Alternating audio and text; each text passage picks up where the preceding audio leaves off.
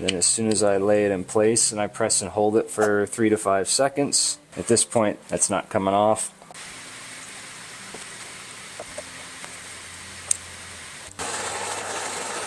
Continuing on today, cleaning up the 3D print farm, I'm going to move all of this stuff over closer to my shipping station just because it is a distance to walk, and this area really should be reserved for some more printers that we've got coming soon. So the other issue I have at the moment is I'm out of dumbbells, and as you can see down here, our box is getting pretty overloaded with supplies. So part of today's video, we're going to be assembling and shipping out some of these orders that we got over the last couple of days. Amazon has requested that I send them 45 to 50 of the Dumbbell business card holders, and I typically like to keep 20 to 30 on hand just to have, because they do take, a substantial amount of time to print, considering it takes about 8 hours to print 8 of these, which is enough for 4 dumbbells. So I'm going to get some of these assembled today. I'm also going to get more printed out because as soon as you start running through, this box gets empty pretty quick. I've also got some odds and ends of loose filament. Really don't know what to do with it. My stepfather also has a 3D printer, a Bamboo Lab A1 combo kit, and he can utilize some of my lower volume spools. Some of them though aren't even worth bringing them over, the 25, 30 gram spools. But anything that's 70 plus grams, I'll take over to him. Anything below that, I usually just toss it, but it's just kind of been sitting down here for a while. So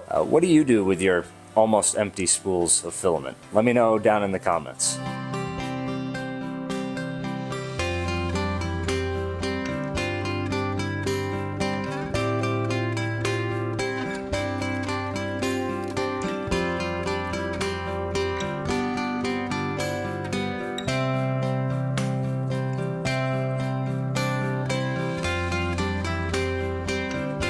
Alright, so I've got 3 items to go to Linny. She's got a cookie cutter. We've got 2 things that need to be wrapped up in that.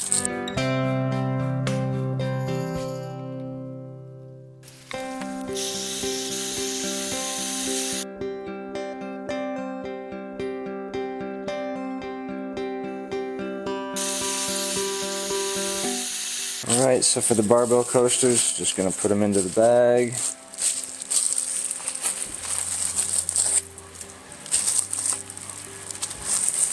Wrap them up as tight as I can.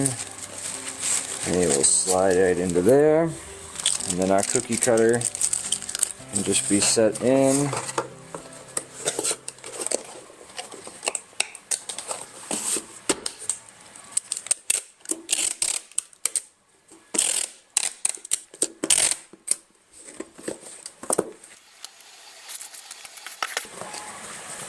I figure now is a good time as any to use some of the filament boxes. I ran out of the 10.5 by 16s, so I have those on order as well as the 6 by 10s, but as of right now I'm out of everything except for these boxes to ship things in, and I've got some orders that are going to require these boxes. So for things like the dumbbell, I have a table saw push stick to go out, so I'm going to start utilizing some of these. We will get this dumbbell packed up. And for the filament boxes, I'm just going to put a piece of tape in the outside where that hole is. That's about the same size, so I'm just going to wrap it, double wrap it in bubble wrap here. Into the box it goes. And a label. Now that I've got the tail end of last weekend all packed up, I'm going to get into this weekend and yesterday's orders so I can get those out at the same time as well. And we get to use our new printer setup.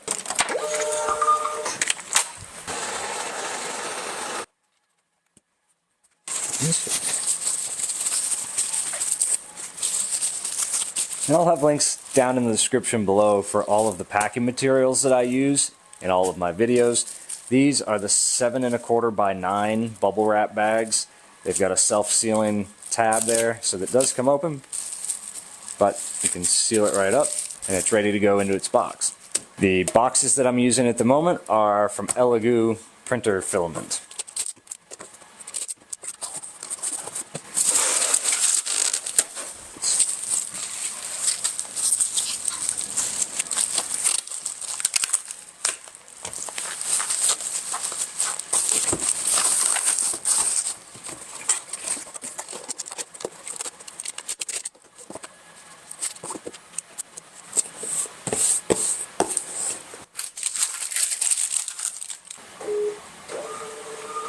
Next up on the list is more of these ones. Some tea lights and a bag. And the tea lights that I'm using are from Amazon. They're a 50 pack. It's about $15, and I'll have the link for this as well as everything else down in the description below. And these have a few things to clean off of them after they come right off the printer. Just nip those, break off the remaining support pieces.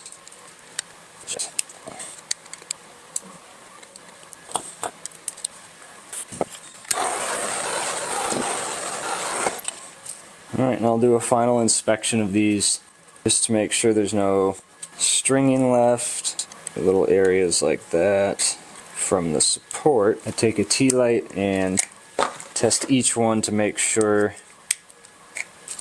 that they work. And for any customers or potential customers watching, the replacement battery for these is just a CR2032. And one of the final steps that I'll do with these before packaging them into the bubble wrap bag is sealing the tea lights inside, so when the customer receives it, all they have to do is take this off and everything they need is directly inside of this little package. And then they go into the bubble wrap bag and get sealed up like that. For these, I'm going to assemble one of our 9x6x4 boxes. So I just like to pop the little tab pieces out. Then I'll fold these two in. And you can flip those two end pieces up, and that will snap right into this slot there. And do the same with this side. And then you've got your box. Then I'll grab two pieces of bubble wrap, one to put in the bottom. Take our finished product there, another piece of bubble wrap over the top. And we can close the box in.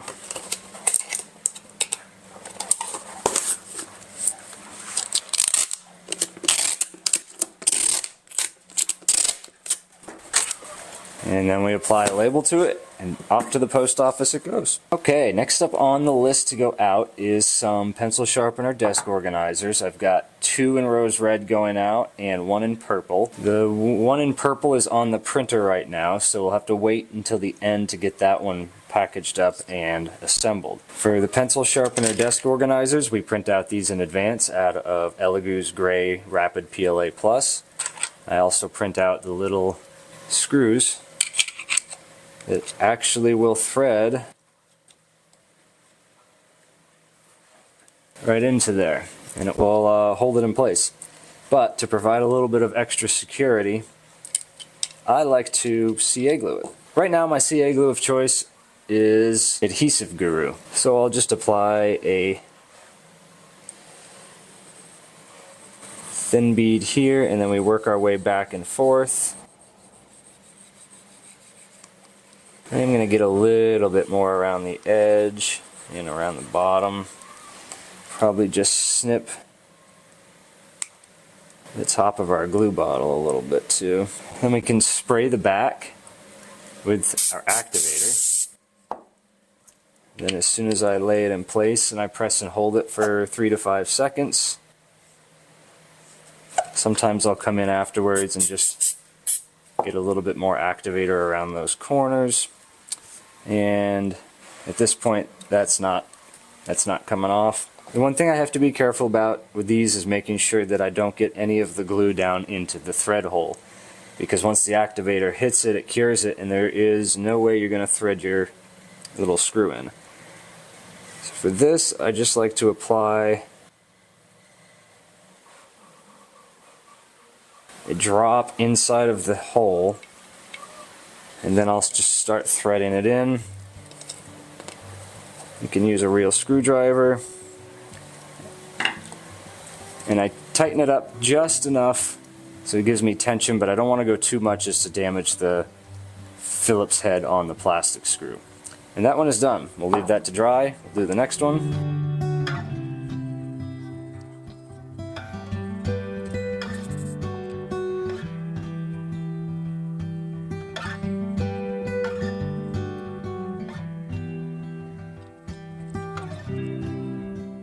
Alright, so that guy's threaded into there.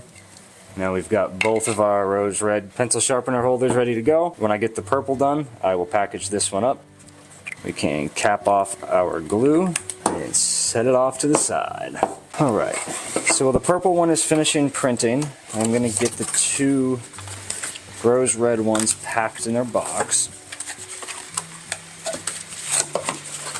And you might think to yourself, how are 3 of these going to fit into 9x6x4? Well, these just so happen to only be about 2 1/4 when you place them this way, or 2 3/4. So you are able, even with wrapping, to get 3 of them per box.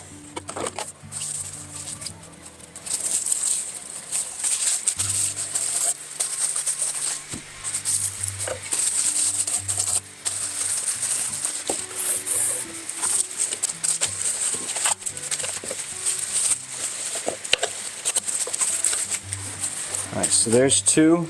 When we get the purple one finished, we'll package it up, load it in there, and then get these on their way to California. Alright, so my second to last thing to ship out today is a dumbbell card holder.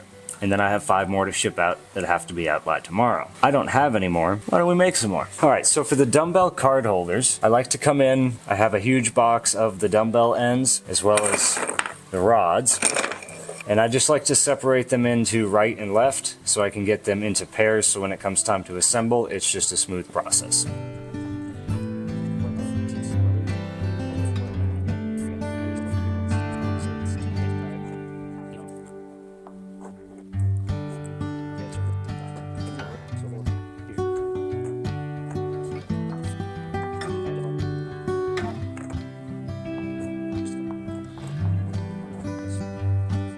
Alright, so there's 26 sets here, so I will just go along and I guess I'll do the first couple to show you how I do it, and then we'll speed it along, get the process done, and get the rest of these orders sent out. So I typically just start off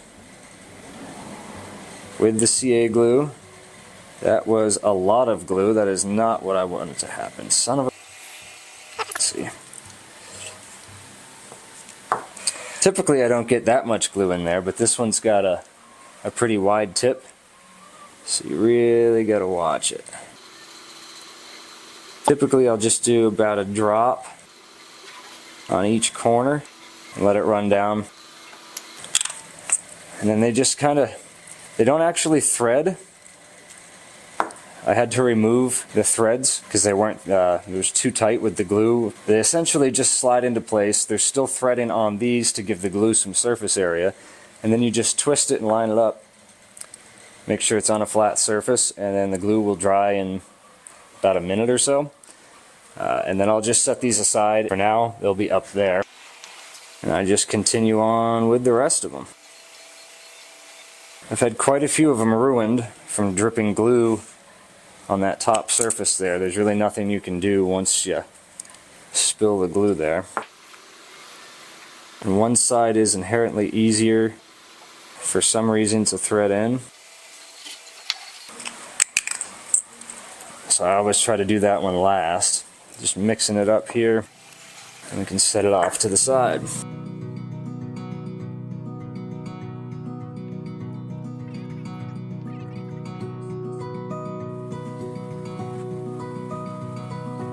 So I usually hold on to the rail as well. That way the rod is not just spinning in here. And it's fairly simple. I mean, that's all it takes. 10 seconds, 15 seconds for each one. If I wasn't filming it, you know, these would just go right along. With that said, well, let's get the rest of them finished up.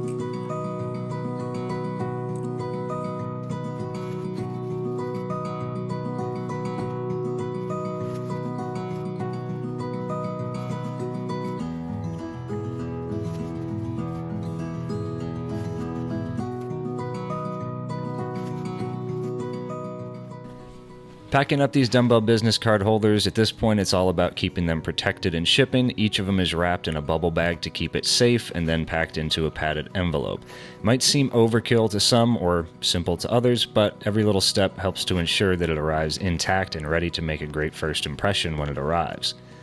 And keeping the quality consistent, even in the packaging, is just as important as the print itself, in my opinion. That's why I tend to use the same packing materials for every one of my orders, and I'll have links down in the description below if you would like to pick some up for yourself.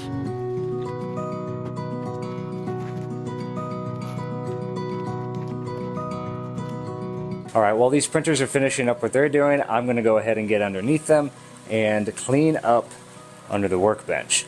I'm also going to make room for some more 3D printers. I'll tell you a little bit more about that in an upcoming video.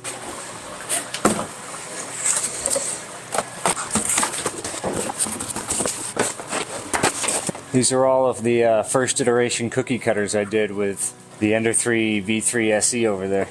Guess I'm going to have to find a spot for these.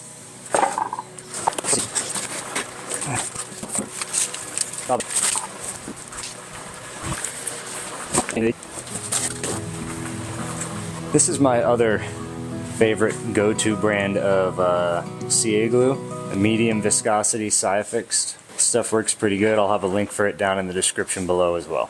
What's up, crazy?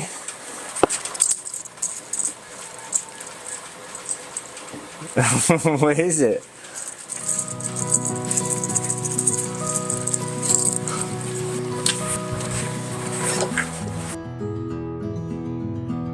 Alright, so like I mentioned before, I've got a whole bunch of this filament that's anywhere from like 110 grams and below. Typically I give it to my stepfather if it's in that 70 to 100 gram range, so it actually makes it sort of worth it for him to test out stuff on his A1. So I'm going to get these separated into rolls that I can give to him and ones that I'm going to keep to, I don't know, make little gift tags or something with. We'll figure it out later on in another video. But for right now, I'm just going to get these cleaned up.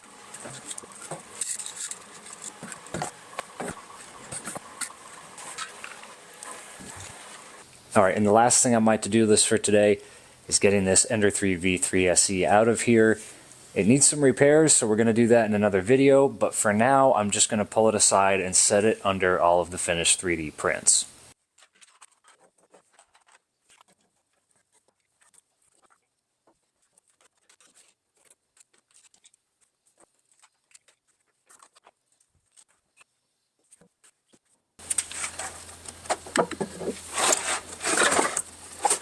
So the Ender 3 V3 SE right here was my first 3D printer back in November or December of 2023. So it hasn't been that long since I've gotten into 3D printing.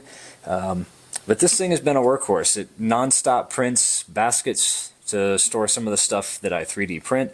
And for the longest time it was just this guy and my P1P doing all the work.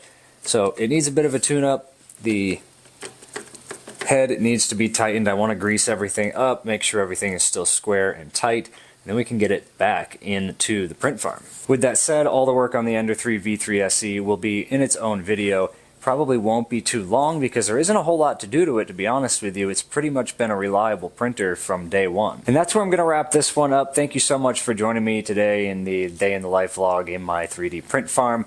In the next video, I want to tackle filament storage. This worked for me for a few weeks, and then I got a lot of filament in, and right now everything is just kind of disorganized. So in the next video, I'm going to tackle getting that organized, hopefully get a couple rows for filament, and then I'm going to find a place to store all of the bigger boxes up top. If you have any tips or tricks that you use in your print farm, leave them in the comments section down below. If you like this video, be sure to give it a thumbs up, and if you want to see more, hit that subscribe button so you never miss out on another video.